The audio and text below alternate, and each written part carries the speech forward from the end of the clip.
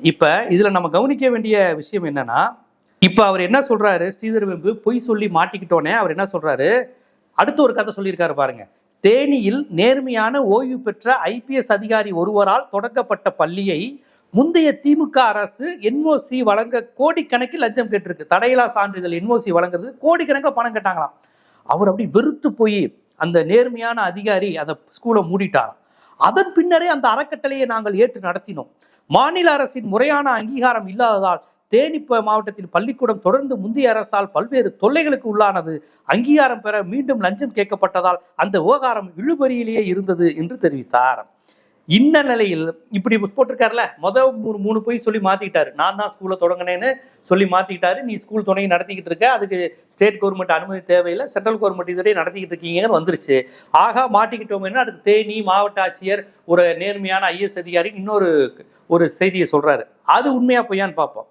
இப்ப என்ன கேள்வி கேட்டிருக்கிறாங்கன்னா, ஸ்ரீதர் வெம்பு அவர்களே, நீங்கள் குறிப்பிட்ட எக்ஸலத்தில் பதிவிட்டுள்ள அவர் என்ன சொல்றாருன்னா, நீங்க படித்தவர் நிச்சயம் தமிழ்நாடு அரசின் சிங்கிள் விண்டோ போர்ட்டல் மூலமாகத்தான் டிடிசிபி அப்ரூவல் வாங்க அப்ளை செய்திருப்பீர்கள். இந்த 2026ஆம் ஆண்டு தென்காசியில் கொடுக்கப்பட்ட அனுமதி பட்டியல் அனைத்தும் உடனுக்குடன் கொடுத்திருக்கிறார்கள்.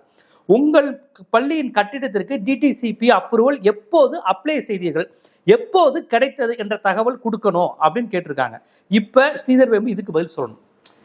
ஒரு கதையை சொன்ன உடனே அது தப்புன்னு எல்லாரும் சொன்ன உடனே அடுத்தது சொல்லியிருக்காரு, தேனி மாவட்டத்தில் அப்ளை பண்ணேன் அது கிடைக்கல, அப்படி வேற ஒரு ஸ்கூலு, அவரு என்னது இல்லை வேற ஒருத்தர், ஏன் இதுதான் சென்ட்ரல் கவர்மெண்ட் அப்ரூவ் இது ஸ்டேட் கவர்மெண்ட் அப்ரூவ் எதுவும் சொல்லியிருக்காரு. உடனே அவங்க என்ன சொல்லிட்டாங்க, 2026ல் எந்தெந்த ஸ்கூலுக்கு என்னென்ன கிடைச்சிச்சு வந்துச்சு அப்படிங்கிறத ரொம்ப தெளிவாக பட்டியல் போட்டு வந்திருக்கிறாங்க. இதுல நீங்க அப்ளை பண்ணதுக்கான டிடிசிபி அப்ரூவல் அந்த நம்பர் என்ன அப்படிங்கிறத நீங்க பண்ணீங்கன்னா உங்க இது வந்திருக்கா வரலையாங்கிறத ஈஸியா கண்டுபிடிச்சிடலாம். இது டிஜிட்டல் யுகம், ஆன்லைன் யுகம், எல்லாமே ரெக்கார்ட்ல பதிவாயிருக்கு சார். எங்க நீங்க என்ன பண்ணீங்க, எவ்வளவு லஞ்சம் கொடுத்தாங்க, நீங்க அப்ளை பண்ணதுக்கான டிடிசிபி அப்ரூவல் என்ன அப்படிங்கறத கேட்டிருக்காங்க. ஸ்ரீதர் வெம்பு சார் பதில் சொல்லுங்க.